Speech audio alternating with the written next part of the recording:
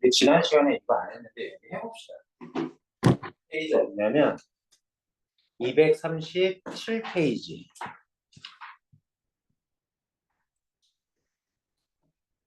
선상탄은 했는데 요 237페이지 이걸 할까 말까 고민하다 그때 너무 한자가 많아가지고 안 하고 싶었었는데 그래도 해봐야 될 것 같아요. 그래서 골라가면서 갈게요. 임계탄이라고 나와 있는데 가사입니다. 작년에 이것과 비슷한 가사 작품, 비슷한 내용의 가사 작품이 나왔었어. 그래서 올해 연계율은 좀 떨어지지 않을까 예상은 되는데, 그러니까 조선 후기 삼정의 문란, 환곡과 관련된 여러 부정부패랑 군역이나 아니면 부역 이런 것과 관련돼서 호적에 실제로 사람은 죽었는데 호적에 올려놓고 더 걷는다든가 세금을 이런 것들을 다룬 내용인데 여기 잠깐 볼게요. 2번 문제 보기 박스 보시면 이렇게 나옵니다. 잠깐 떴다가 임계타는 임자년과 개축년은 그래서 임자년의 임, 개축년의 개 그래서 연달아 발생한 흉년으로 인해 고통을 받는 장흥 지역 백성들의 모습을 노래한 작품으로 작가는 중국의 고사와 당대 사회제도를 활용하여 현실에 대한 비판적 의식을 드러내고 있다. 다음은 이 작품에서 작가가 활용한 중국 고사와 당대 사회제도인데 여기 공수자, 석서가, 단자서, 수익심, 화익년, 요게 작품 안에 들어있는 어휘인 거야. 어휘 표현인데 그 뜻풀이가 이렇게 돼 있는 거면 솔직히 얘네들은 어디 들어가 있어야 돼? 작품 안에 어휘풀이로 집어넣어줘야 되는데 이미 어휘풀이 자체가 엄청나게 들어갔어. 그래서 어휘풀이를 좀 더 길게 해야 될 거를 보기로 빼가지고 문제로 만든 거다. 근데 이렇게 많아가지고 쉽진 않은데 최대한 간단간단하게 해석하면서 나가볼게요. 자, 슬프다, 슬프구나. 기민, 이때 기는 기야, 배고픈 걸 기야 체험, 우리 그런 것도 있잖아. 배고픈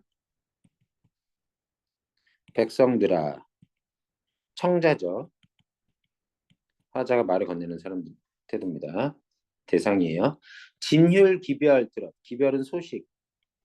이 진율이라는 단어는 너네 구휼하다, 진율하다, 구휼하다라는 말 못 들어봤니 혹시? 괜찮아 못 들었어도. 음,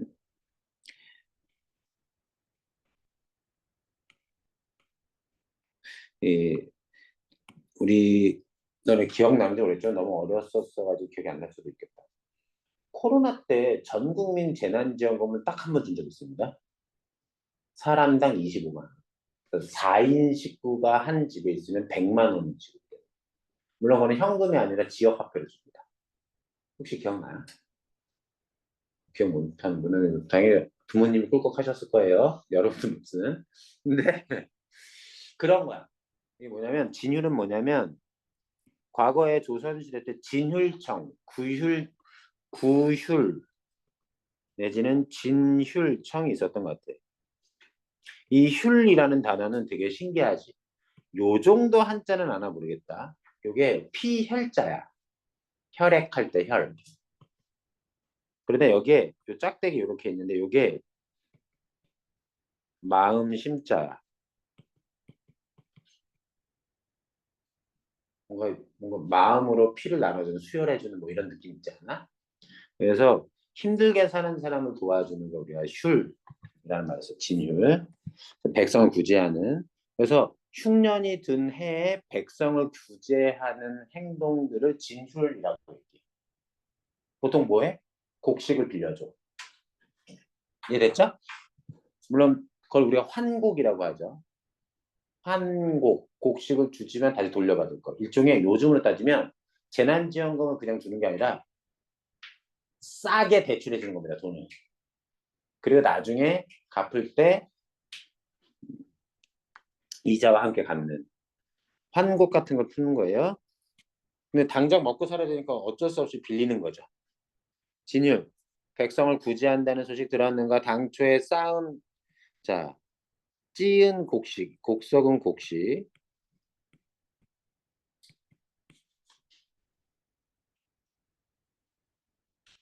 정비하여, 준비하여 받았는데 곡식을 매흔은 찌은이라고 합시다. 진율할 당시에 곡식을 준비하여 받았는데 진율청, 자 이것을 담당하는 관청이라고 생각하시면 돼요. 공무원, 관료 조직, 기관. 진율청의 모든 쥐가 각 창은 창고에 구멍을 뚫고 밤낮으로 드나들며 섬섬 쌀 가마니마다 까먹었네. 근데 여기에서 이 모든 쥐를 실제 첫 번째 모든 쥐를 진짜 쥐라고 볼 수도 있겠고, 두 번째 탐관오리. 이런 거 이렇게 이제 돈 많이 풀릴 때 그 중간에서 슬쩍 가로채가지고 지가 좀 챙기고 적게 나눠주는 그런 횡령이나 착복이 있을 수 있죠. 그걸 비판하는 거라고 볼 수 있습니다. 이어서 봅시다. 이번에 탄핵 걸량, 량은 식량할 때 양이에요. 식량. 여기서는 환곡이라고 해보죠. 환곡, 식량. 공각으로 의포하에, 어려운 단어인데 밑에 어휘풀이 나오면 되는데요. 지금은 우리가 쌀 같은 거 마트에서 사면 사본 적 없겠지만 쌀이 다 깔끔하게 최종 그 정리까지 돼서 살짝 씻어가지고 밥만 안 찌면 될 수 있게끔 나옵니다. 근데 옛날에 쌀 가마니 같은데 푸대 같은데 넣을 때 어떻게 하얗게 쌀이 나오게 하지 않고 어떻게 해요? 쌀 껍질이 씌어 있는 상태로 막 넣었었어요. 그러면 안에 알맹이 없이 껍데기인 것만 속에 알맹이가 비고 들어가는 것들도 있어요. 그걸 우리가 뭐라고 그러냐면 알곡이 없이 껍질만 있는 거 우리가 쭉정이라 그래요. 쭉정이. 들어봤어? 이거 어떻게 썼지?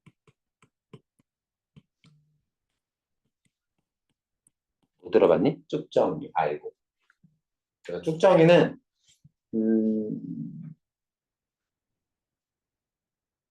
땅콩 같은 거 이렇게 부스럼 깨 먹을 때 땅콩 껍질 벗길 때 있잖아.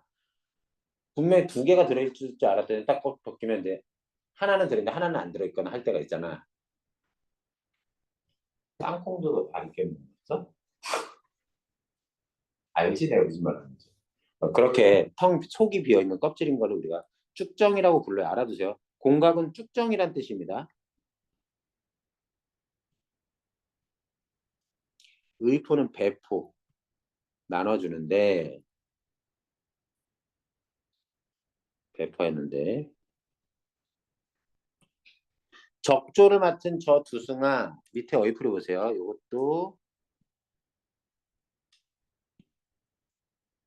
적조는 환곡이라고 하겠습니다. 와 한자 진짜 복잡하다.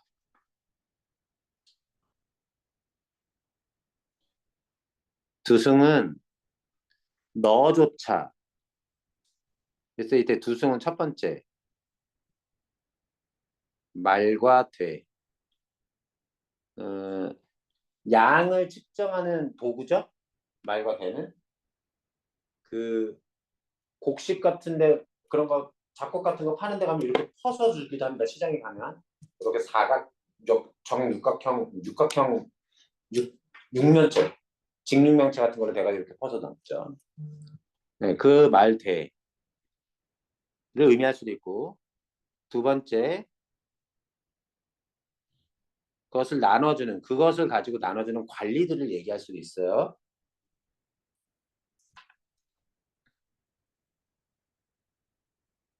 만약에 이걸 있는 그대로 말과 대 도구를 얘기한다면 너라고 하면서 누구누구야 라고 하는 걸 보면 의인화됐다고 볼 수 있고요. 관리들을 말과 대라고 부른 거라면 여기에 표현법은 은유법이 있었다고 볼 수도 있죠. 관리들을 말과 대라고 불렀습니다. 너조차 무슨 일로 너까지 공수자가 만든 철목 정확한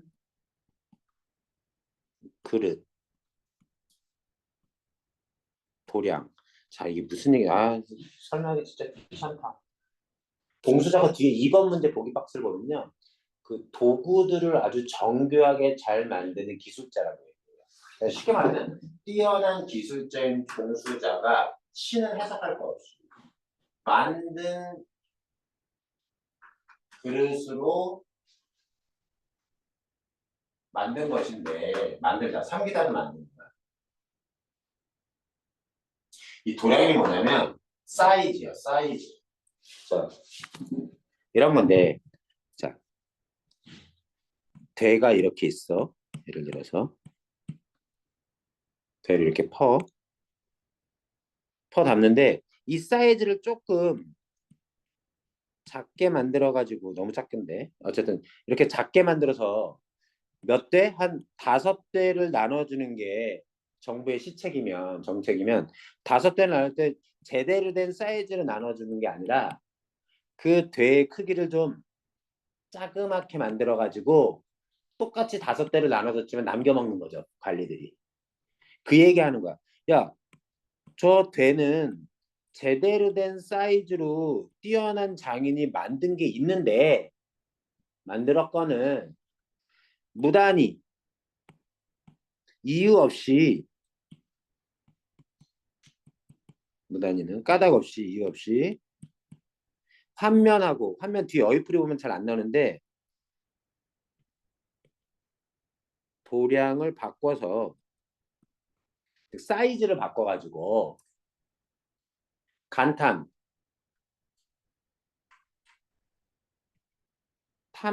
탐욕스럽게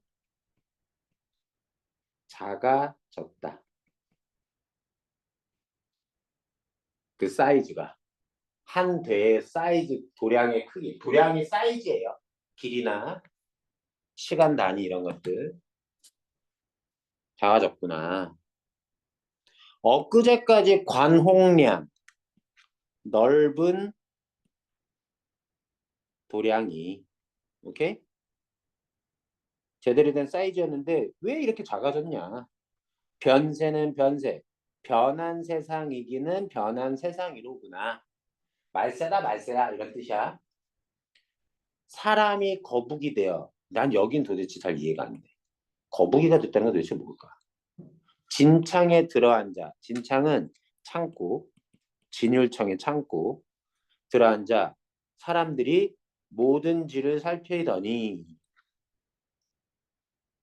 본성이 쥐의 모습이라 마침내 어이되어. 자, 어찌 혹은 짐승을 해석하는 버전도 있어요. 마침내 결국 짐승이 되어, 뭐 사람들이 창고 안에서 쥐새끼처럼 짐승짓을 하면서 창중, 창고 안에 진공 및 환곡을 다 물어가 버렸다. 다 훔쳐갔다는 얘기입니다. 아시겠죠? 요 내용이 지금 앞에 나왔던 모든 쥐가 창에 구멍을 뚫고 드나면 천천히 까먹었네. 요거를 구체한 내용이라고 우리가 짐작해 볼 수 있죠. 나눠주는 것도 별로 안 나눠주고 중간중간 착복하고, 엽기 잎을 굴을 삶고 엽기 잎으로 굴을 만들어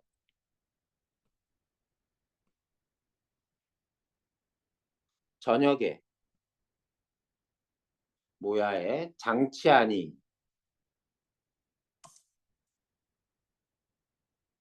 곡식을 모아두니. 이건 문맥적으로 보면 훔쳐가니야, 훔쳐가.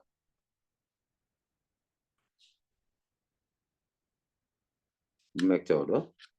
석서가가 일어난 듯 교혈 여부 미술이. 아, 여기가 나는 해석이 안 돼, 잘. 뒤에 석서가 나옵니다. 큰 쥐, 세금을 가혹하게 거두는 것을 과 관련된 노래가 있는 건데 교혈 여부는 뒤에 어휘풀이에 뭐라냐면 교활한 짐승의 굴 속에 남은 곡식 뭐 이렇게 돼 있는데 그럴까? 교혈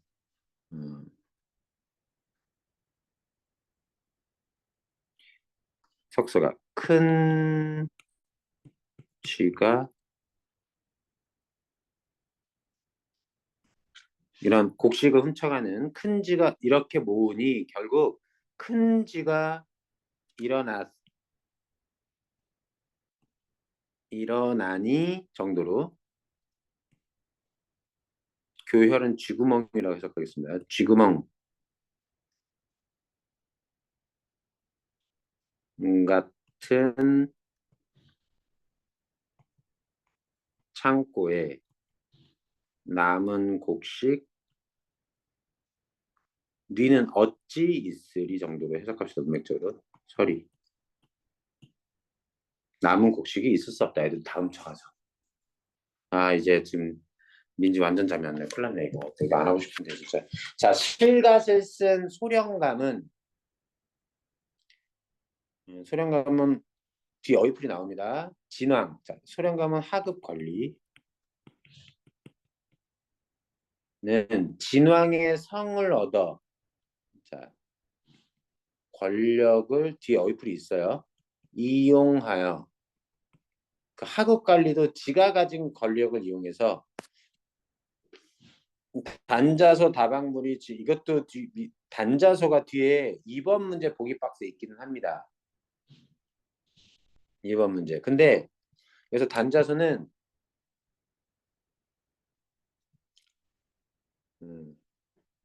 그냥 앉아서 일하지 않고 다방불이 이게 도대체 이 버전 가지고는 해석이 안 돼. 다방불이는 뭐냐면 담뱃대. 그냥 앉아서 담뱃대를 지휘는 소매 속에 넣어두고 자, 하급 관리가 있어 뭐 하는 이 장면이냐면 주묵을 천농 뒤에 어휘풀이 나옵니다. 자, 문서를 조작하여 이게 시험제 나올까? 진짜 조작하며 잔민 백성을 추박하니 수탈하니 이 박은요 벗겨 먹는다는 뜻입니다. 너네 박리라고 들어봤어? 박리술? 어떤 걸 얇게 치면 이렇게 딱 꺼내는 거. 너네 양파 있잖아. 양파 껍질 벗겨내 양파 하나하나 벗겨내면 그 안에 속 껍질 같은 거 있어서 얇게 이렇게 벗겨질 때가 있지. 그런 게 박리라고 얘기해요. 박리 아주 얇게 벗겨내는 거. 어쨌든 하급 관리조차도 지 권력을 이용해서 할 일은 하지도 않고 지할 일은 하지도 않고 문서 조작해서 백성을 수탈하니 저 앞표 월시가 뒤에 어이풀이 나옵니다. 저 시신 굶어 죽은 시신은 월시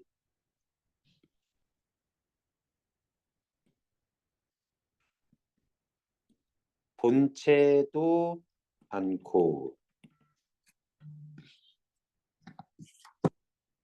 잠깐만 여보세요? 너 그거 방해 금지가 돼서 그런 거야. 방해 금지가 돼 있어서 그런 걸 수도 있대. 방해 금지 설정하는 거 설정에 들어가서 이거 사람과 관련 네, 이따가 너 한번 해봐. 알았지? 나 수업이야. 네. 음. 원래 이걸 말하려는 게 아니었는데 딴 거. 자, 본체도 않고 사화재. 화재를 거꾸로 하면 재화란 뜻이에요. 재물. 야, 이거 동그라질 거 아니야? 그래서 사적 재물을 도모한다. 개인적 이익만 도모하는 거야. 못된 놈들. 진정사. 이때 진은 아까 진휼이라는 단어의 진짜입니다. 진휼과 관련된 정치를 깨끗이 좀 하시오. 무실 존명 끝이 없다. 무실 존명은 뭐냐면 밑에 어휘풀이 있죠? 없는 사람의 이름. 그 사람이 이제 도망쳐서 없거나 죽어서 없거나 한데 그 사람의 이름이 끝이 없다. 세금을 걷어야 되는 명단에 들어있다는 얘기입니다. 진감세, 이것도 진율청을 담당, 진율청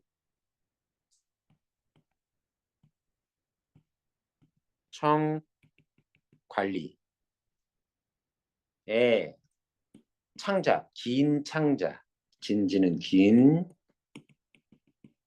창자를 고비고비, 구비구비, 구석구석, 구석구석 다 채우니 욕심을 다 채우는 겁니다. 지 욕심을 다 채우니 관리들이 김이나 김이나는 여기 아까 있었습니다. 그죠? 김인들 백성들아 굶주리는 백성들아 너희들 이러다 다 죽겠구나. 안쓰러워하는 거예요. 사사로 모든 일이 모든 일로 살세 죽을 상황이로구나. 이 시절 이러하니 바랄 것 없어도 없다 해도 4월 남풍에 대맥, 맹은 보리입니다. 보리 농사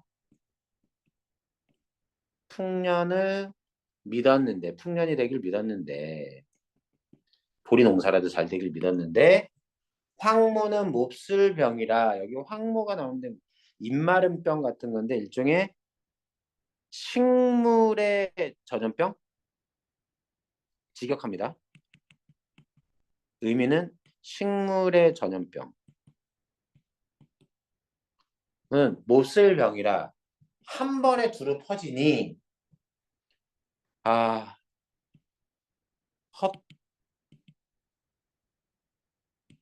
헛되도다 허무하구나 시절이여 맥흉 흉은 뭘까요? 보리 풍년을 바랐는데 맥흉 흉은 흉년 보리 흉년을 또 만나고 말았다. 2년에 걸쳐서 보리 농사를 망친 겁니다. 자, 수익신 화익렬이라는 것을 과연 옳은 말이다.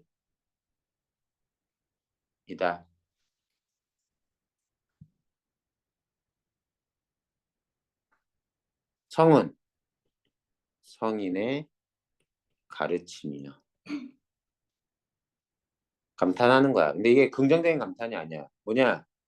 지금 이나마 안 좋은 상황에서 보리라도 잘 되길 원했는데 안 좋은 보리가 농사를 완전 망친 거란 말이야. 안 좋은데 엎친 데 덮친 거지. 이 수익신 화익렬 뒤에 어휘풀이 보면요. 이번 문제 보기박스 한번 보세요. 이걸 집어넣어도 해석이 잘 안 돼요.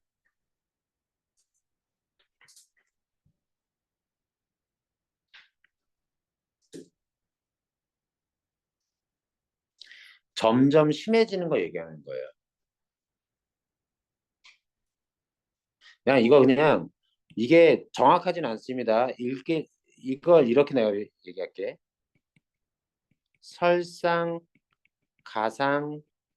설상가상이라더니 과연 그 말이 옳구나.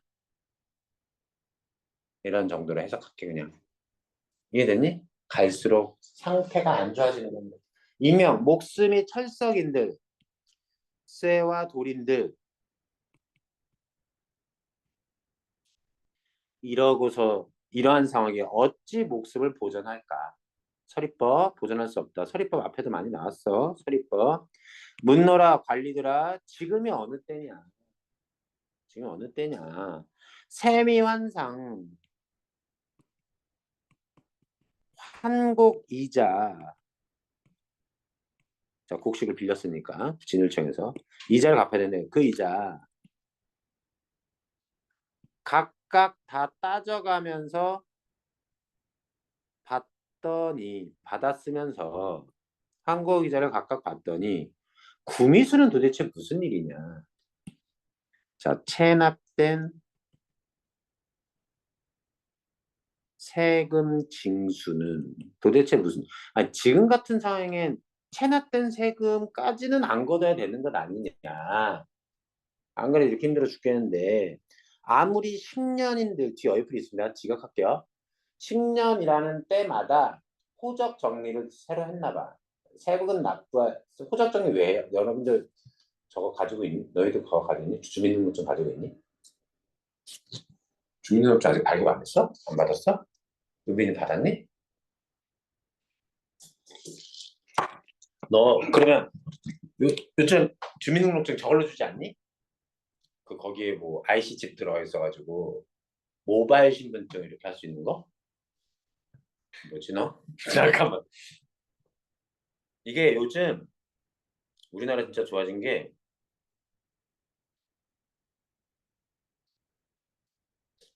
좋아졌는데 모바일 신분증이라는 어플이 있어. 그러면 발급 받잖아? 발급 받으면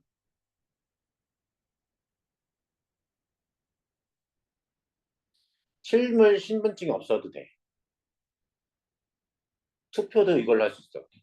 저는 이제 주민등록증을 갱신해야 되는데 이런 식으로 대신 국가유공자증이 저는 있거든요. 그것도 나라에서 그냥 거. 근데 그거를 보면 이렇게 해서 이거 보여주면 여러분들 모르시 왜 모르겠지만 사진이 참 잘 안 나왔지. 좀 전에 실물이 훨씬 낫지. 너 왜 갑자기 나를 보면서 무슨 일이야? 자, 어쨌든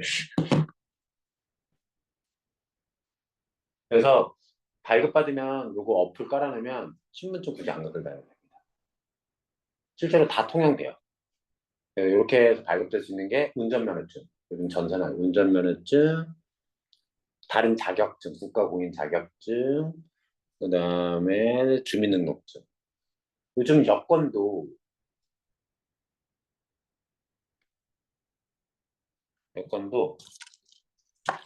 이렇게 전자칩이 들어가 있어서 내장돼 있어가지고 어플로 뭘 하는 게 있어. 어쨌든 근데 그게 아니라 주민등록증은 나라에서 한 몇 년에 한 번씩 갱신합니다. 그러니까 주민등록증은 기존에 쓰던 모델 말고 새로운 주민등록증 만들어서 다시 만들게 해요. 근데 그거에 대해서 시민단체에서 반대합니다. 왜 반대하냐면 주민등록증 만들 때 너도 알겠지만 짐은 다 찍습니다. 짐은 왜 찍어요? 잠재적인 범죄자로 추정하는 거지. 왜냐면 그래서 그렇게 해서 데이터베이스화 해가지고 범죄 현장에서 발견된 지문을 전산으로 쫙 따가지고 근데 그것이 인권 침해라는 주장을 하는 시민단체도 있기 때문에 그래서 그렇게 해서 사람들 싹 다 점검하는 겁니다. 그렇게 다 점검했는데 누군가가 걸리지 않잖아. 새로 만들지 않잖아. 안 만들잖아. 그런 사람이 있으면 그 사람은 좀 유주의. 자, 새로운 호적은 무슨 일인가? 호적 명단. 가소롭다. 우습구나. 지금의 호적 명단. 지금 이렇게 호적 명단 작업을 하는 게 너무나 우습구나. 지금 이렇게 호적 명단을 작성하는 게 왜? 함몰절호. 온 가족이 죽은 집안들이 지금의 상황이도다. 죽어서 집안 식구들 없는데 호적에 올릴 명단이 어딨냐. 다 죽은 온 가족이 다 굶어서 죽은 집안이 한두 개가 아닌 상황이 지금의 사태다. 도탄에 빠진 백성. 아이고 힘들어. 요거까지 이제 뒤에까지 하고 잠깐 쉴게. 고통에 빠진 백성 어느 틈에 언제쯤 눈을 뜰까? 고통에서 벗어날까? 이런 뜻이에요. 원래 도탄은 진흙탕, 숯구덩이 이런 걸 얘기를 합니다. 칠 같은 이목숨, 즐기기도 즐기구나. 굶고 먹고 굶었다가 먹었다가 그럭저럭 운 좋게 살아남았 남은들 부모 동생들 다 죽었어. 요자라는 자식도 죽고 그래서 더욱 서럽다. 눈에는 피가 나고 가슴엔 불이 난다. 너무 화가 나는 거죠. 참혹하고 망극하다. 끝이 없구나. 슬픔이 끝이 없다. 통곡이여 도처에 곳곳에 참혹하다. 이 몸이 황황하야.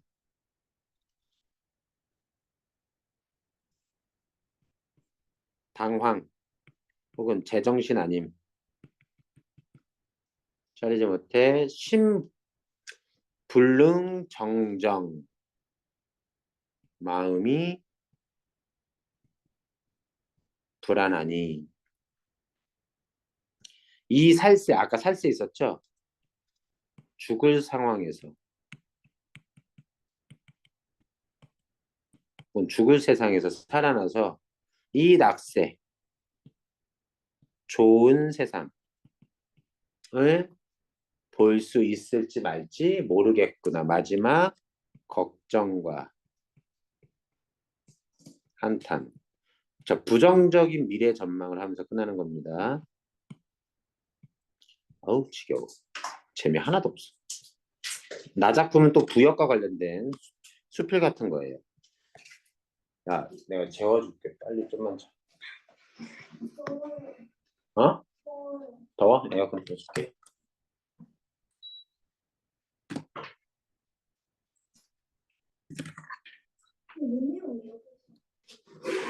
아, 무슨 내용이냐고? 이게 해석하고 나면 또 이제 또 무슨 내용인지 듣긴 하지.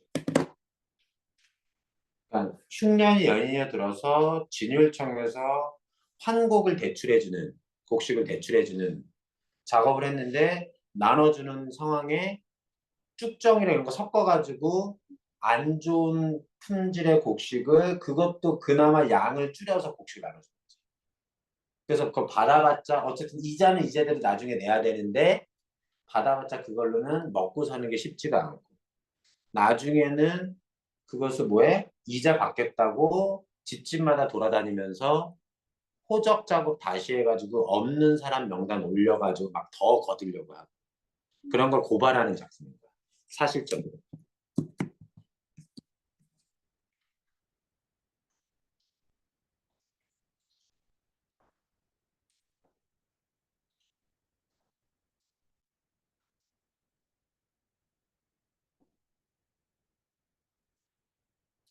투표권이 없어. 윤빈이 있고 투표권 있고 아, 진짜. 우리 아무도 없는 거야? 아, 서윤이?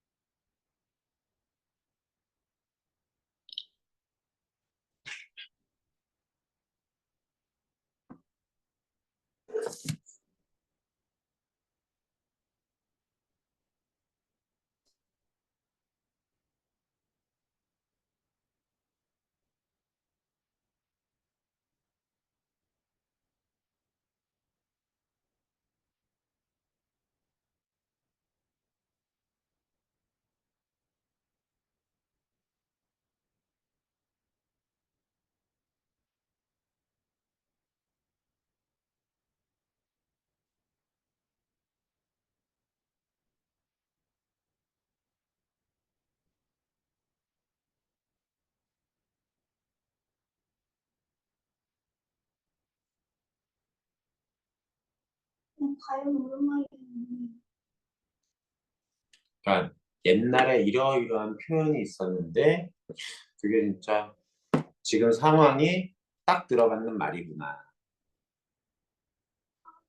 음, 화행열은 불을 물이 있는데 깊이가 더해지고 점점 더 깊어지고 불은 점점 뜨거워진다라는 말이 옛말에 있는데 그게 지금 상황에 딱 들어맞는 표현이구나 이런 흐름인 거지. 지금 어때? 이렇게 먹고 살기 힘든 상황에 보리 농사라도 잘 됐으면 좋았을 텐데 그게 되지 않아서 안 좋은 게 더 덮쳐서 물은 깊은데 더 깊어지고 불은 뜨거운데 더 뜨거워지고 그런 고통에 빠진다라는 상황 그런 표현이 딱 들어맞는 말이로구나 이런 뜻.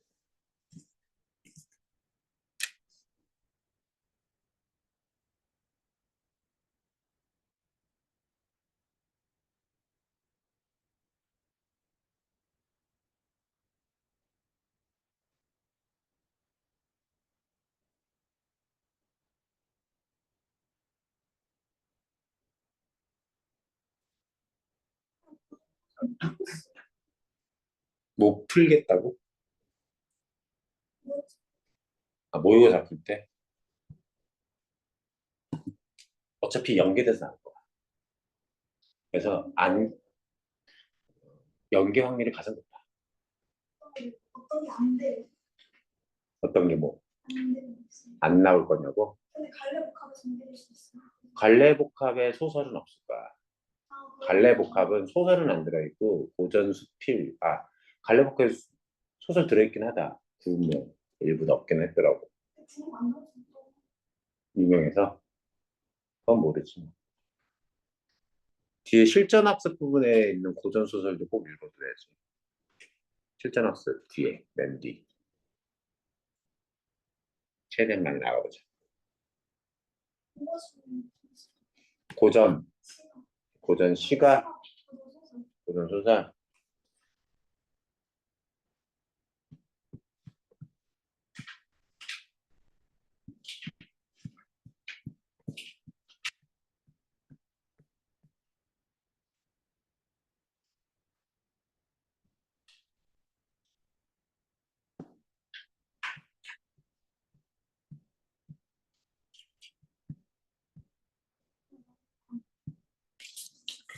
고전 소설은 그나마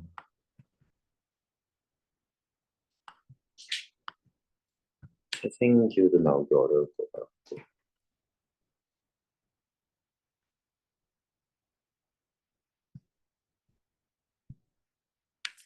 김진옥전 거기 세 번째 거 그다음 숙성전은 됐고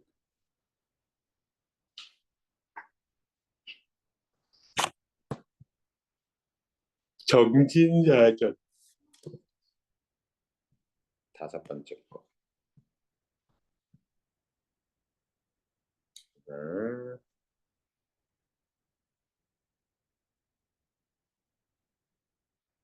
7 옥소전 일곱 번째 거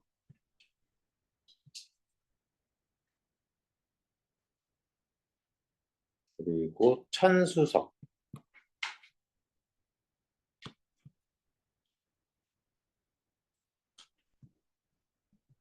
그 정도? 뭐 심청전이나 뭐 수군가 같은 경우는 그냥 읽고 문제 풀면 될 것 같고 나오는 그 정도 고전 산문 실전에 있는 아니 적용학습에 있는 고전 산문은 그 정도 것 같아. 응? 문학의 경우는 그런 거 좀 검토해 주는 거지. 그리고 모의고사 실제로 한번 풀어보고. 너무 어려웠어 이거. 그거 뭐였지? 여덟 이투스? 이투스? 4월 이투스는 알았어.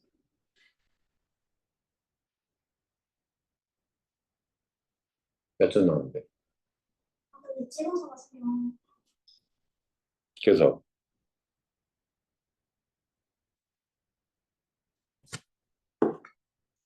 근데 시간 거의 다 채웠습니다. 정상이야.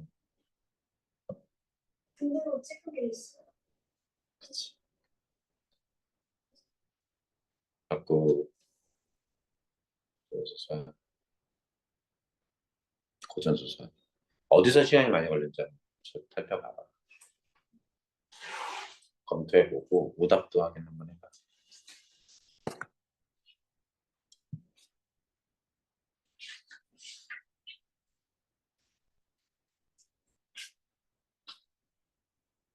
근데 비원학은 시간 걸려서 쓰고 풀어서 만드는 게 낫죠. 쓰고 푼다는 무슨 얘기야? 시간 많이 걸리더라도 어. 맞을 것 같으면 그냥 시간 쓰는 게. 시간 쓰는 게 맞는데 그것도 너가 평소에 적정 시간 다른 부분 푸는데 방해받지 않을 그 적정 시간을 나름대로 가지고 있어야 돼, 감각을. 그래서 너무 진지하게 많이 달궈서는 안 돼. 실전. 시간을 안 재면 최대한 이해하고 푼다고 하겠지만 일단 표현, 문제에서 설명한 선지들은 어휘와 구절들이 들어가 있는 건 가서 찾아가서 일단 기계적으로 대입해서 풀겠다라는 생각도 같이 염두에 두고 있어야 돼. 음. 시간이 없어서 음. 소설이랑 음. 소설 두개다 하고 줄거리 파악이 어려웠다고? 시간이 없어서 이랬던 거 아니야? 그런 보내나. 음. 그러니까 그리고 소설 파트를 읽을 때 전부 다 읽을 거냐, 시간적 여유가 있어도 아니면 한 3분의 2 정도만 읽고 풀로 들어갈 거냐 그것도 좀 생각을 했어.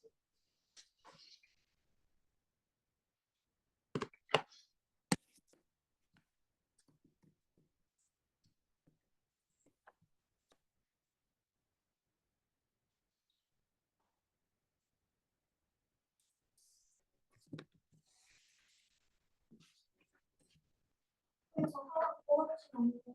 모의고사 5월 달 더프가 있거든.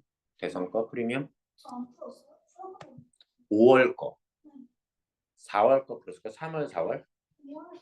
이거 풀것 같은데. 일로 와봐. 잠깐만.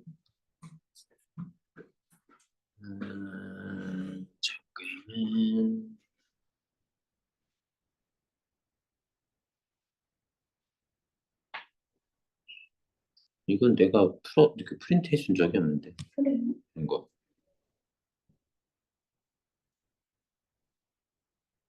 열 응력 0점 안정계수.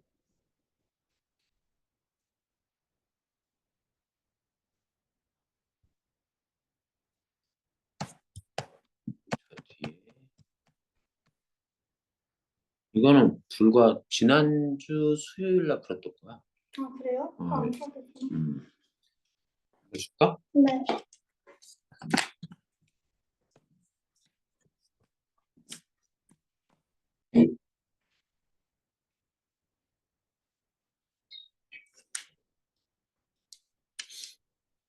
아, 이게 채점할 때 알아서 잘해. 이게 채점 아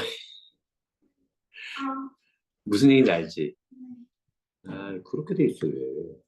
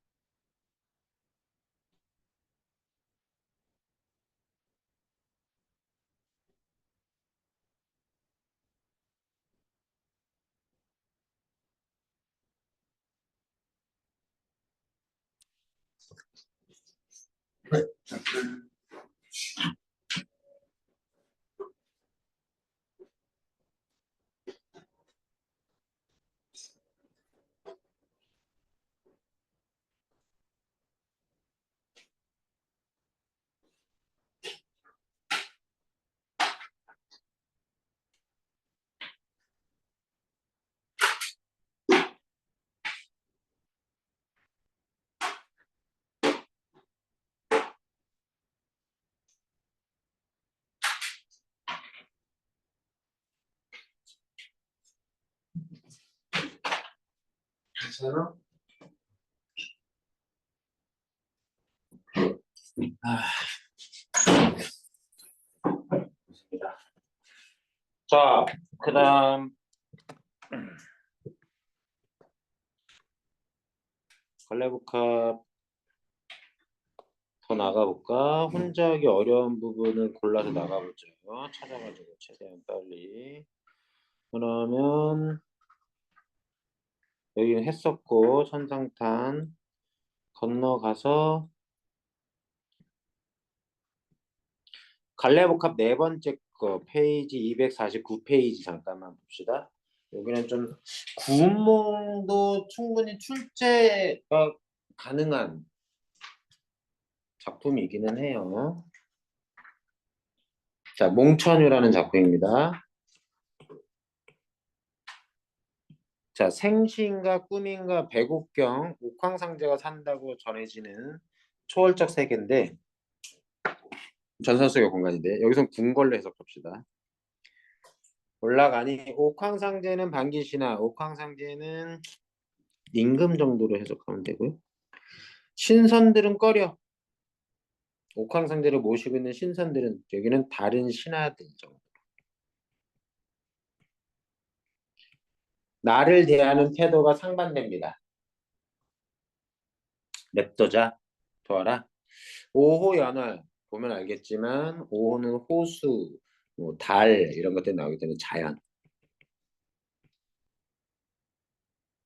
자연을 즐기는 삶. 즐기는 것이 내 분수임이 옳도다. 내 분수에 맞다. 풋잠이 꿈을 꾸어 11위에 들어가는 똑같아 구조가. 여기도 궁궐. 옥황상제는 웃으시는데 신선들이 꾸짖어. 마찬가지. 구조 똑같죠? 어즈버는 아라는 감탄사. 백만억.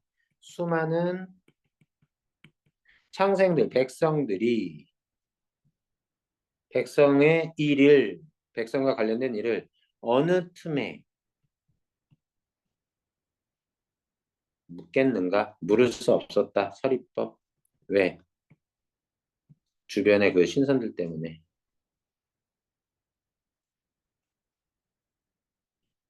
하늘이 이질어졌을 때, 찌그러졌을 때, 기울었을 때, 무너졌을 때 무슨 기술로 기워냈을까?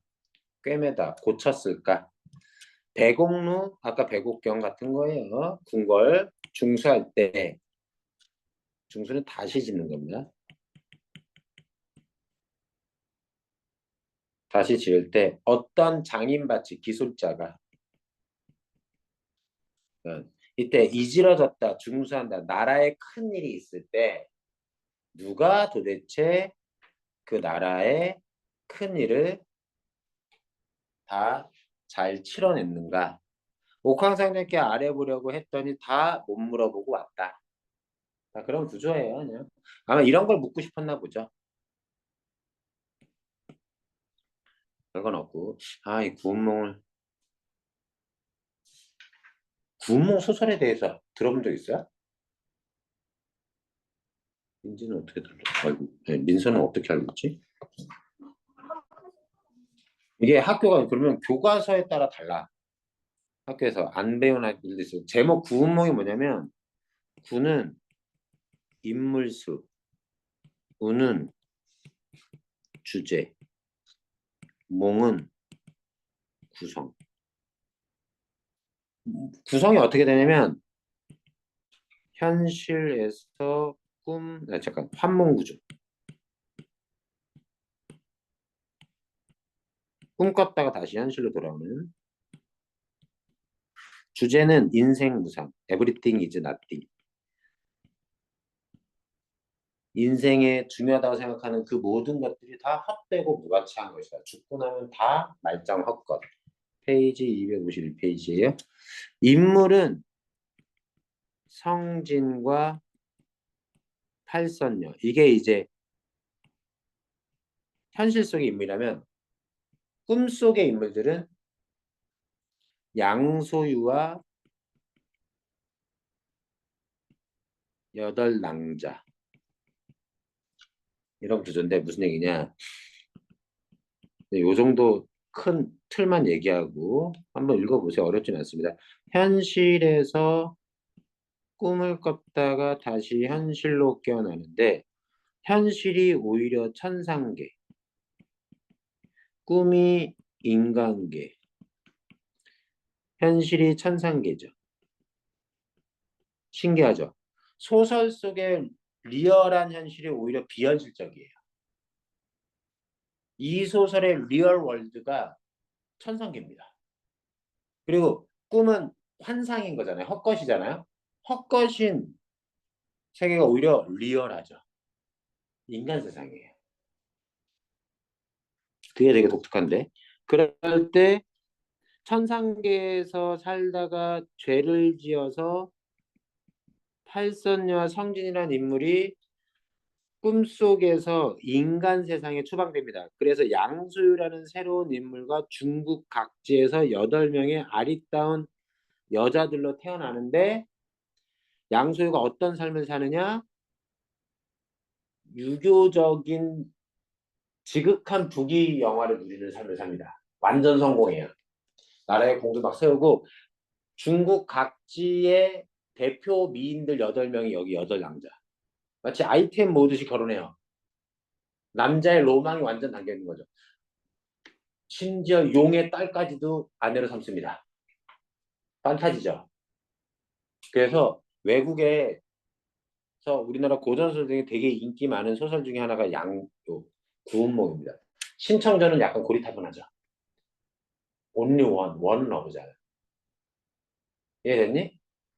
얘는 뭐야? 시즌 1, 2, 3 막 만들 수 있어. 판타지, CG 그 컴퓨터 그래픽도 막 사용하고.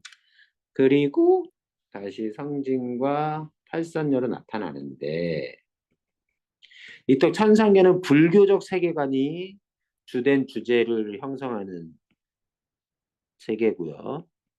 물론 선녀도 있기 때문에 도교적인 사상도 들어있는데 도교적인 사상은 여기저기 다 들어있습니다.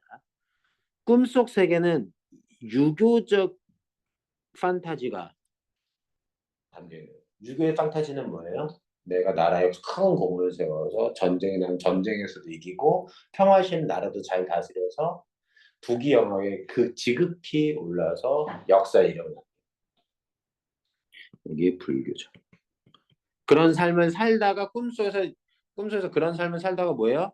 양소유가 자기가 천상계에서 실제로는 불교를 수행하는 성진이라는 인물인지 전혀 모르는 상태로 지내다가 지극한 부귀 영화를 누리면서도 곧 그래서 말하는 말이 뭐냐면 나 요즘 자다 일어나면 자면 꿈속에서 참선을 하는 모습이 보여. 현실에다 자기 모습을 꿈속에서 보는 거죠. 신기하게. 너는 인셉션이라는 영화 알아? 슬프다. 진짜 재밌는데. 나중에 한번 봐봐. 그리고 뭐였지?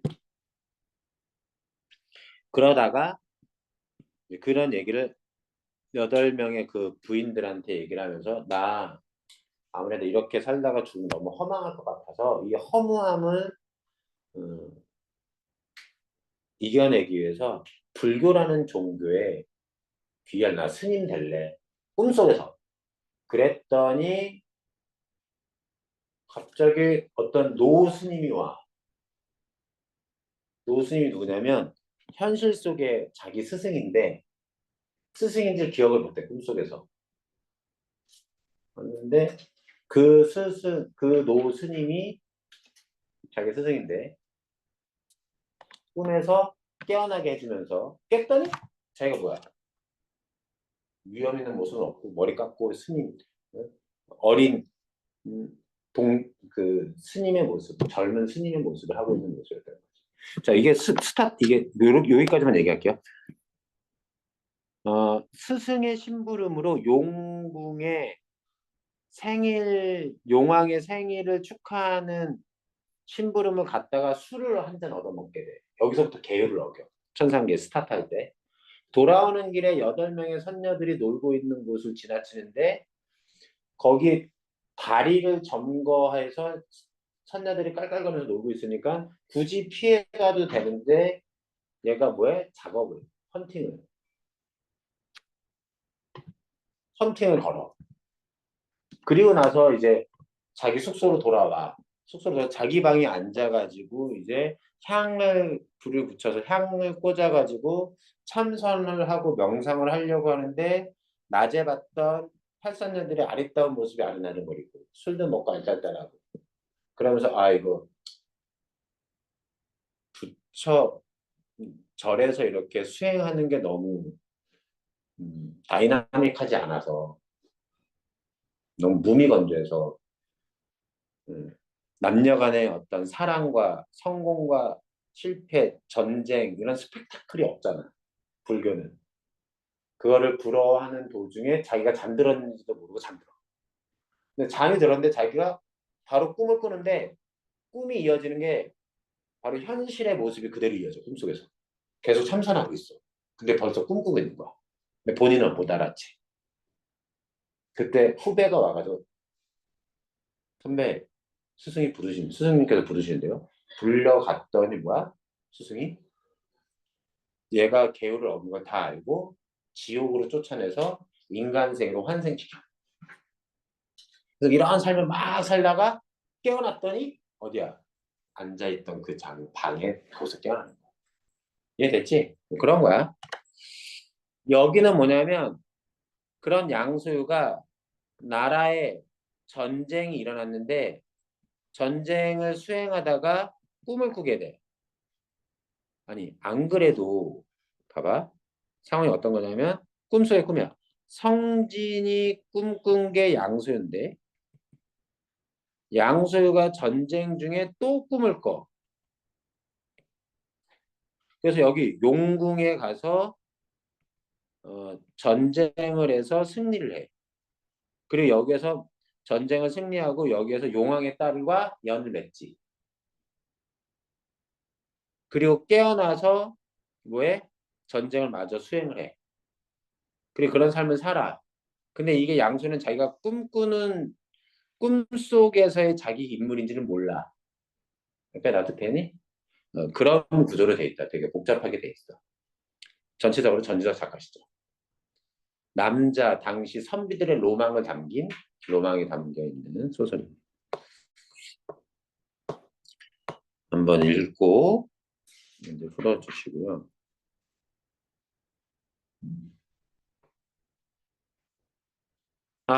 맞아.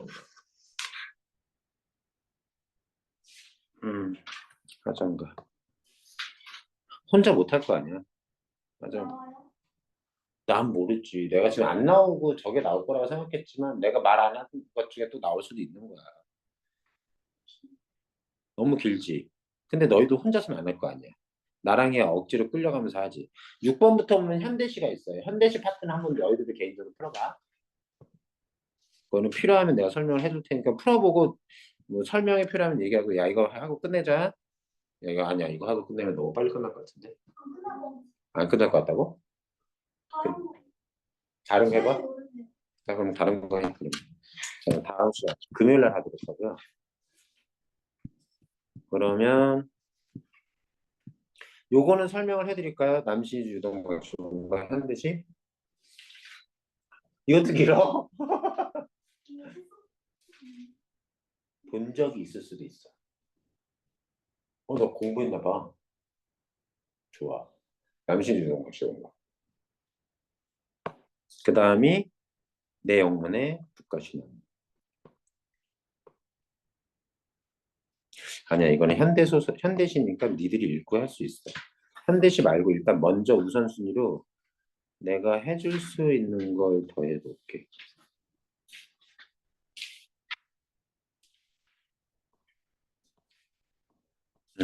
내가 해주는 게 그래도 편한 것, 너 아이들한테 도움이 될 거. 현대시는 그냥 일과문 풀어보는 거고. 넘어갔다 해서 안 나온다는 게 아니야. 해봐야 돼.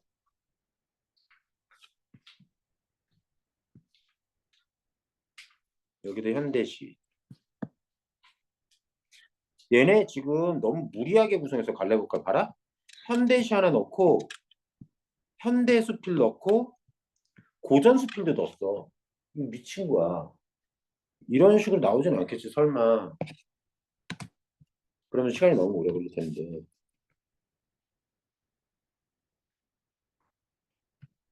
음, 됐고 여기도.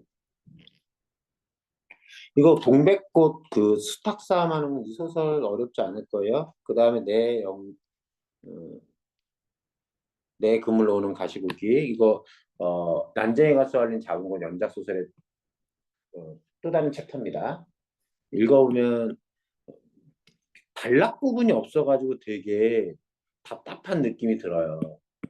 근데 읽어보면 내용이 그렇게 어렵진 않습니다. 여기 소설에서 아버지는 공장, 사장, 그리고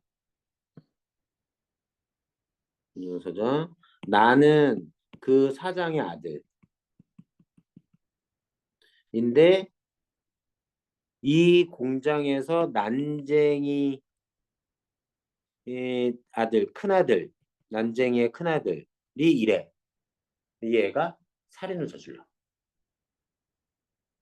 살인을 저질렀는데 그 살인에 대한 난소공은 좀 읽어봤죠. 뭐 이런 거 들어봤. 난쟁이가 쓰는 자원공은. 근데 그 난쟁이 아버지랑 같이 잘 소통을 했던 지섭이라고 하는 친구가 나와가지고 그 법정에서 증인을 서주면서 나오는데 사장 아들의 입장에서 상황을 얘기합니다. 이거 현대소설 충분히 나올 수 있는 대목이어서 얘기하는 거예요. 근데 나는 억울해해. 저들은 노동자로서 공장 주인 우리가 오너인 우리가 그들의 이익을 빼앗고 제대로 된 월급을 주지 않아서 그들의 삶이 비참했고 그것이 살인 사건을 저지른 아버지를 죽였나 그래요. 살인 사건을 저지를 합당한 이유가 있다라고 주장하는데 사장 아들인 자기 입장에서는 얼토당토 않는 잘못된 말이라고 여겼을 거죠.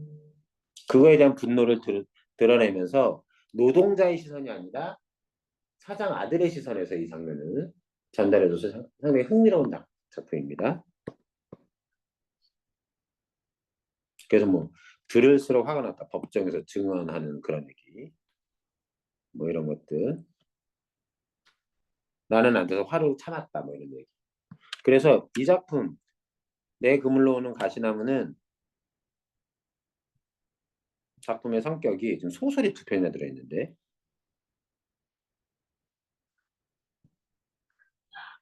보면 피해자, 가해자, 증인 등은 신문을 중심으로 재판 참여자 입장이 치열하게 대립하며 계층이나 사회적 문제에 대한 서로 다른 시각이 나타났는데 지섭의 증언, 방청객이 나가 사장 아들입니다.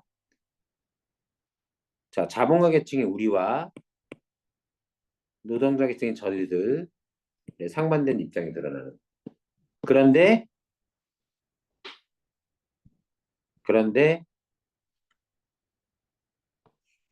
나의 시선을 고지고대로 받아들이기 어려운 작품이죠. 어쨌든 그런 거고 11. 그 메밀꽃 필무렵 정도의 소설은 알겠죠.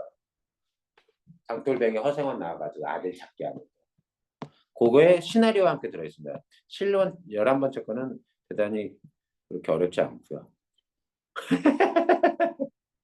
실전학습 1회와 2회가 있습니다. 여기도 연계가 되는 범위예요. 실전학습 1회, 2회가 뭐냐면 모의고사 한 회 분량의 문학작품 모아놨고 2회도 한 회 분량의 모의고사 작품 모아놨습니다. 고전소설 있어요? 고전소설 읽고 끝냅니다. 왜? 한번 보자고. 단축서. 어? 단축서. 단축서. 야, 우리 안 돼. 단축서는 그 6편 끝나면 어떻게? 6편 끝나고 내가 얘기했지. 6월 6일 금요일 날 우리 수업 안 합니다. 6월 6일 현충일. 원래는 현충일 그 6편도 끝났으니까 잠깐 쉰다는 차원에서 6월 6일 현충일 쉽니다. 하지만 6월 3일 선거일에는 수업해요. 그래서 여러분들 그날 투표하셔야 돼요. 맞구나. 아, 미쳐.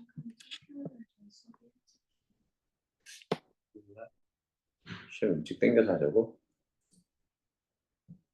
화요일이지. 넌 땡겨서 해줄 수 있어. 근데 얘가 도착할 수 있을지 모르. 그날 학교 안 가, 너네. 어. 땡길까? 땡길 거면 이번 주 금요일 날 만나서 시간 쭉 한번 생각해 봅시다. 앞으로 전체적으로 땡기죠, 뭐, 저도. 너희들만 땡겨가지고 할 수는 없잖아, 중간에. 다른 과목도 땡겨서 한대? 근데 수능 전날이니까 땡겨서 하는 게 맞긴 하겠지. 평가원 전날이니까 수능이 된다, 진짜. 자, 청백은. 잠깐 보면요. 이 청운은 뭘 상징하냐면 정치적 성공을 청운이라고 해요. 제목이 청백운입니다. 백운은 뭘까요? 하얀 구름, 청운은 푸른 구름. 이 청운의 뜻은 출세하고 부귀 공명을 얻는 것과 관련이 있어요.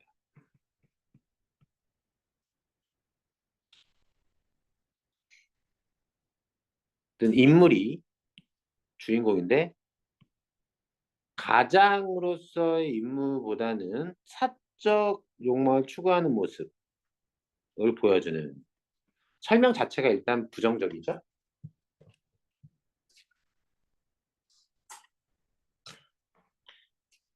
이 작품에는 가부장적 사회질서 안에서 자신의 역할을 충실히 행하는 사대부 여인과 오히려 이에 반하는 간교한, 간악한, 교활한 첩들 간의 대립이.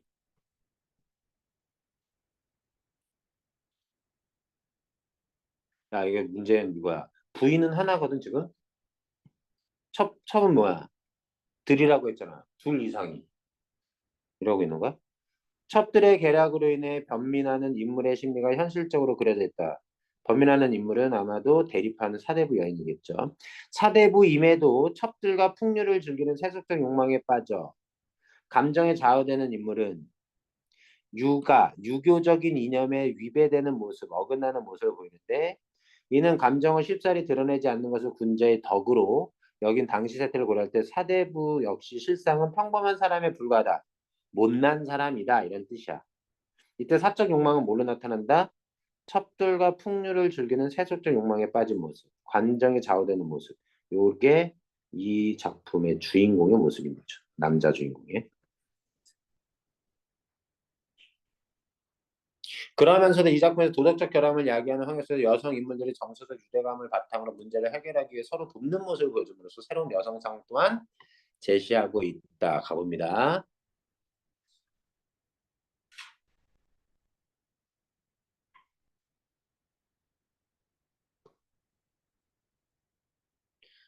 근데 졸업사진 찍는 게 그렇게 피곤해? 거기에 너무 적극적으로 끄덕이는 거냐? 알았어. 자, 두공과 설부인 사이에서 태어난 두 쌍성은 일찍이 아버지를 아빠 벌써 죽었어요. 호소저를 부인으로 얻는다. 자, 호씨는 가난한 형편 가운데서도 시어머니를 지극정성으로 시어머니 설부인이겠죠. 봉양하고 남편의 장원급제를 돕는데 두 쌍성이 두 기녀를 잊지 못해 병에 걸리자 상사병 미친 거 아니야? 앓고 있는데 한 명도 아니고 두 명의 기생을 잊지 못해 병에 걸리자 이들을 첩으로 받아들인다. 누가? 이 긴 문장 속의 주어가 호시야. 호씨가 봉양했고 도왔고 받아들여. 반장하는 거지. 두 첩들은 설부인과 두쌍성의 누이인 해와 소절을 두려워하지만 두 명을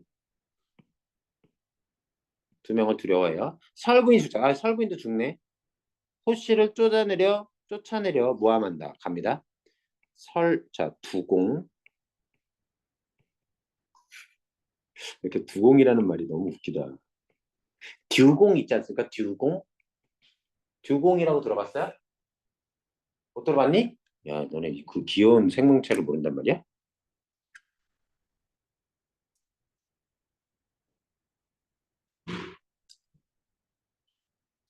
얘를 모른단 말이야? 이 귀여운 생명체를? 듀공? 미안해. 줘봐. 아, 듀공 아니야? 참, 두공. 두공. 두공과 설부인 사이에 두쌍성인데 해와 소죠. 누나인지 여동생인지 모르겠지만 두쌍성은 호부인과 호씨. 호씨는 당연히 누군가의 사이에서 변했을 거고 두공 죽고 설부인 죽고. 근데 두쌍성이 누구? 자, 첩원, 첩투 드렸고 이 둘이 라이벌 관계를 갖는 겁니다. 뻔하잖아. 첫간에 갈 때. 두쌍성은 근데 여기서 남자가 진짜 얼마나 병신이냐 이렇게 하면 되죠. 두쌍성은 집안의 법도가 점점 어지러워지고 변괴, 궤변, 괴이한 사건 사고는 날로 생기는 것을 걱정하느라 밤새 잠을 이룰 수 없었다. 이 다음날 아침 호소저에게 가서 말하였다. 헐, 또 호소저라고도 부르네. 호칭이 많아. 호소저. 라고 또 같은 인물이에요. 어젯밤 별채에 불이 났다는 소식 들었어? 저도 알고 있었습니다. 얼마나 놀라셨습니까? 내가 집안에서 못되게 하지도 않는데 담장 안에 이 집안에 변이 사건 사고가 이처럼 일어나니 노비들을 다스려서 하인들을 이때 다스린다는 건 신문하는 거죠. 일종의 고문을 덧붙여서 신문 혹독하게 다스려서 그 곡절 사연을 이유를 물어보려 하고 얘네들한테 혐의를 두고 있는 거지. 근데 이것 얘도 참 뻔뻔하지 않아? 내가 집안에 못되게 하지도 않는데 뭐 못된 행동이 왜 없어 여기 있는데. 어쨌든 그렇다 쳐. 근데 옛날에 뭐 첩을 드리는 게 불법은 아니었으니까. 호소자가 비록 똑똑하지만 거기까지 자신을 의심한다고는 생각하지 않아. 말리며 말했더니 뭔 얘기야? 노비를 다 신문하는 거 말리며 말했어. 난군 당신의 은혜가 노복들에까지 미쳤으니 누가 당신이 주무시는 곳에 불을 지르겠습니까? 별채에 첩들이 있는지도 모르겠다. 원래 안채에서 자야 되잖아, 남자가. 아마도 어린 시녀가 조급하지 못한 것 같으니, 조심하지 못한 것 같으니, 잘 생각하시죠. 하지 말라는 거야. 신문하지 말라는 거야. 했더니 두쌍성에게 이 말을 시켜놓고, 두쌍성에게 이 말은 시켜놓고 조사하면 발각이 될까 말리는 것으로 받아들여. 뭔 얘기야, 이거? 심하다. 부부 사이의 일이 어찌 두렵지 않겠는가? 서술자의 직접적 개입인데. 이거 무슨 얘기인지 알겠어요? 얘랑 얘? 봐.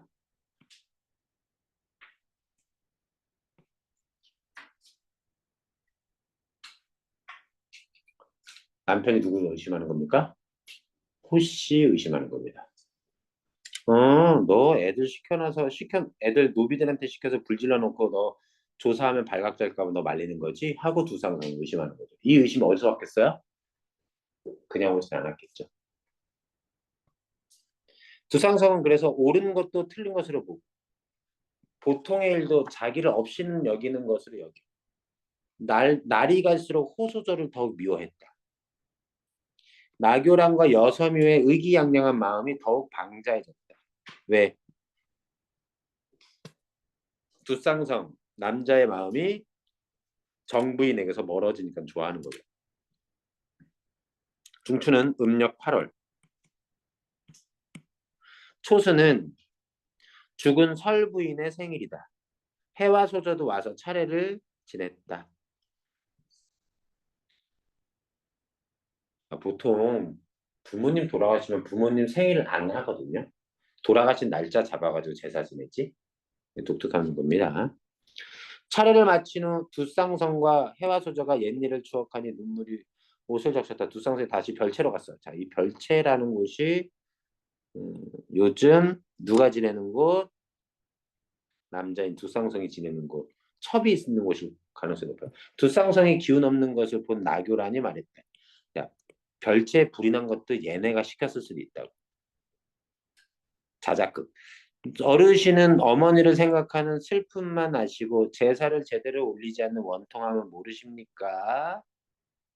또 뭔가 짜는 거지. 계획하는 거지. 이 무슨 말이야? 이 말씀을 진작부터 드리려고 하다가 감히 고하지 못하고 주저하고 있었습니다. 그러나 오늘 어르신께서 이렇게 슬퍼하시는 것을 보고 더 이상 참을 수가 없어 말씀을 드립니다. 호부인께서 어르신을 탓하는 것이 어쩔 수 없지만 자, 이게 무슨 얘기야? 호부인께서 어르신을 탓하는 것. 이게 도대체 무슨 말이죠? 실제로 하지 않았는데 나규란이 또 모함하는 것을 모르죠. 어쨌든 가봅시다. 돌아가신 설부인 마님을 원망하면서 애초에 내가 인사치레로 요망한 년들을 받아들이자고 하였을 뿐인데 첩으로 저렇게 그리하다 죽게 생겼으니 그것을 막지 않아. 그러면 시어머니께서 막아줬어야지. 아들이 잘못되었다 하시고 또 아들을 잘못 가르쳐 공이 있는 아내 자기 자신이죠. 호부인 이런 말을 했다고 저버리는 행세를 하게 한다고 하셨습니다. 그러나 노여움이 바라면 재물에 더러운 것을 섞는다고 합니다. 어르신께서 지극한 열심을 가지고도 불결한 음식으로 제사를 받들게 되니 어찌 안심하지 않겠습니까? 자, 상황은 이런 거죠. 아까 줄거리를 봤지만 두 명의 기생을 들이자고 자발적으로 나선 건 누구였던가? 호 부인이 나선 거 맞아. 그럼 얘네가 감사하다고 해도 모자랄 판에 지금 모함하고 있는 거죠. 그러면서 뭐야? 호 부인께서 어르신 두쌍성 자기 남편을 탓한 건 뭐? 탓한 건 뭐? 어쩔 수 없는 일이라고 얘기하지만 왜? 이놈의 남자가 아내인 나를 내버려 두고 두 기생에게 빠져가지고 그렇게 빠진 걸 원망했다라고 얘기하는 거지. 실제인지 아닌지 모르겠습니다. 참소, 모함하는 말은 무수히 들었으나 자, 모함하는 말은 무수히 들었어. 누가 했어? 이거 두 첩이 했겠지. 죽은 설부인 자기 엄마에 대한 불경한 짓을 한다는 말은 또 처음인지라. 두 쌍성은 모골이 소멸했다. 깜짝 놀랐어. 즉시 12개 명에 두어 그릇의 재물을 담아가지고 있다. 이미 간교함이 들어맞게 되자 나그네가 여섯 명과 그릇을 주고받는 사이에 마음대로 하니 안개 속에 갇힌 두 쌍둥이 어찌 알겠는가. 자, 안개 속에 갇힌 두 쌍둥이 어찌 알겠는가. 서술자 이것도 직접적 개입입니다. 완전 속아 넘어가는 거예요 계속. 두 쌍둥이 친히 젓가락을 들어 헤쳐보니 그릇마다 한 움큼의 머리카락이 들어있었다. 미친. 두 쌍둥이 화가 나서 들고 있던 젓가락을 집어넣는 호소조에게로 가니 나규란과 여서면은 서로 눈길을 주고받으며 웃었다. 두 쌍둥이 사당밖에 다가 거적을 깔고 석고대제 이 사당의 어머니, 죽은 어머니의 위패를 모셨겠죠. 집안 사람이 모두 놀라고 당황해서 해화소저도 깜짝 놀라 즉시나가부터 말했다. 무슨 일이십니까? 이렇게 높이는 거 보니까 해화소저가 여동생일 것 같아요. 두상성이 해화소저의 손을 잡으며 눈물을 흘렸다. 내가 자식이 되어 집안을 잘 쓰지 못하여 그 치욕스러움이 돌아가신 어머니께 미치니 스스로 죄와 벌을 받는다고 하는데 이 큰 불효를 어찌 짓을 수 있겠는가. 그리고 재물이 불결한 것을 말하며 말했다. 내가 옛일을 생각하여 모든 일을 다 참았으나 이 일만큼은 자세히 밝히지 않을 수 없다. 하여 이나에는 그리고 나서 해석 안 해도 돼요. 형벌 도구를 갖추고 모든 정당에 시비를 신문하는 겁니다. 이제 고문하는 거예요. 야, 제사 음식 누가 만들었고 누가 담았어? 모두 호부인께서 저희들을 거느리고 직접 하셨습니다. 재물에 머리카락이 들었으니 누가 나온 거야? 정말 애매하면 옛날부터 제사 때가 되면 호부인께서 목욕제게 하신 후에 직접 부엌에 모아서 손수 직접 음식을 만들었고 그 깊은 요소에 저희들이 감동해서 누가 감히 이런 일을 했겠습니까? 아닙니다. 아니요. 네. 완전 믿고 있는 거야. 팬들이 우연히 들어있어도 제대로 살피지 못한 죄가 가볍지 않다. 하물며 그릇마다 들어있는데 이는 분명 고의로 그런 것이니 호부인이 넣지 않았다면 바로 너희들이 시다. 사실대로 말이다. 두쌍성이 채근하면서 닥달하면서 형벌을 가했어. 두쌍성은 평소 자기 감정을 가볍게 들어지 않았는데 말이야. 원래 캐릭터는 그랬었는데 처음으로 진노하여 눈을 부렸더니 가을 하늘에 눈이 날리고 푸른 용이 구름을 헤치는 나도 무섭고 아름다운 기밑에 자, 처음으로 노기가 분노가 등장했다. 자, 태산이 큰 범이 바람을 가르며 달려오느라 온갖 짐을 들여가고 북쪽에 큰 고기가 화를 내자 온 바다가 출렁이듯이 그곳에 있는 사람들이 감히 바라보지 못하고 식은땀 덜덜 떨었어. 그 화내는 모습이 너무 무서운 거야. 형벌을 집행하는 사람들이 인정사정 없이 내리치니 모든 시녀들이 하늘을 우러러보며 말했다. 우리 호부인이 지극한 효성으로 이런 의심을 받으시니 천지신명을 살피십시오. 천비, 천한 저희들은 불충하여 저희들이 제대로 모시지 못해서 호부인께서 이런 누명을 쓰셔서 잡아가. 이 모든 시비들은 시녀들이 호부인의 지극한 효성을 믿고 호부인께 누명을 쓰였다고 얘기하면서 죽음을 각오합니다. 이 정도면 믿어야죠. 살이 떨어지고 피가 흥건해 흘러도 모든 시비들은 기운이 높고 오히려 더 씩씩해졌어. 당당한 모습입니다. 해와서는 끝까지 한마디 말을 하지 않다. 두상성이 호소저를 이토록 의심하는 것을 보고 마음이 좋지 않아 말이다. 오라비의 똑똑함이 이렇게 변할 줄은 생각하지 못했습니다. 옛날에 머리카락을 잘라 어머니 음식을 장만하려던 사람이 도리어 머리카락을 가져다가 재물에 섣을 리가 있겠습니까? 오, 그러니까 아까 가난했대잖아. 가난했을 때 자신의 머리를 잘라서 팔아가지고 음식도 장만해줬습니다. 시어머니한테. 미친 거 아니야? 남자? 남자 미쳤죠. 또 언니의 지극한 여성은 두 번째 뒤로 빼더라도 사나운 사람을 시켜 이런 일을 하게 했다면 오라버니가 찾을 때 생각 없는 사람처럼 그저 일이 순순히 발각되게 했겠습니까? 제대로 일 처리하는 사람을 이렇게 모함하려고 했으면 나쁘게 하려고 그러면 들키게 설마 이렇게까지 쉽게 들키게 일을 추진했겠어? 저는 믿지 못하겠습니다. 두상성은 원래부터 해와 소재의 총명을 믿고 있었다. 게다가 시비들이 죽음을 무릅쓰고 자백하지 않는 것을 보고는 일단 옥에 가두었다가 처치를 기다리고 명하는 소매를 쫓고 외당으로 나갔어. 바깥으로. 이때 두상 아까 사당에 있었다가 이제 외당으로 나온 겁니다. 시비를 문추한다는 소식을 듣는 호소저는 마음이 서늘해지고 살이 떨려 두려운 거지. 길이 탄식하며 해와 소재에게 말했다. 이러한 죄에 엮이고 말았으니 이 세상에 용납될 수가 없어요. 죽어야 될 것 같습니다. 무슨 낯으로 본부인의 지위를 정부인, 정식 부인의 지위를 지킬 수 있겠습니까? 이에 본부인은 옷을 벗고 뒤뜰 작은 당으로 내려갔다. 안채 내당에서 이쪽으로 빠져나온 거 있죠. 온 집안이 흉흉하여 원통함을 부르짖지 않는 사람이 없었다. 나그랑과 여성은 매질하는 소리를 듣고 기뻐 날뛰어서 미친 거죠. 또한 호소자가 본부인의 옷을 벗고 누추한 곳에 대지한다는 소식을 듣자 흡족해 했다. 그러나 거짓으로 근심하고 걱정하는 얼굴로 호소자에게 문안 인사했다고 빼내서. 자, 이게 내가 읽고 끝내지 말고 제발 문제 좀 풀어봐. 응? 하루 이틀 지나면 또 까먹어서 다 문제가 바로 안 풀린단 말이야. 바로바로 풀어주고. 여기도 해야 돼. 도전식과. 출세곡 한번 하고. 도전식을 했으니까.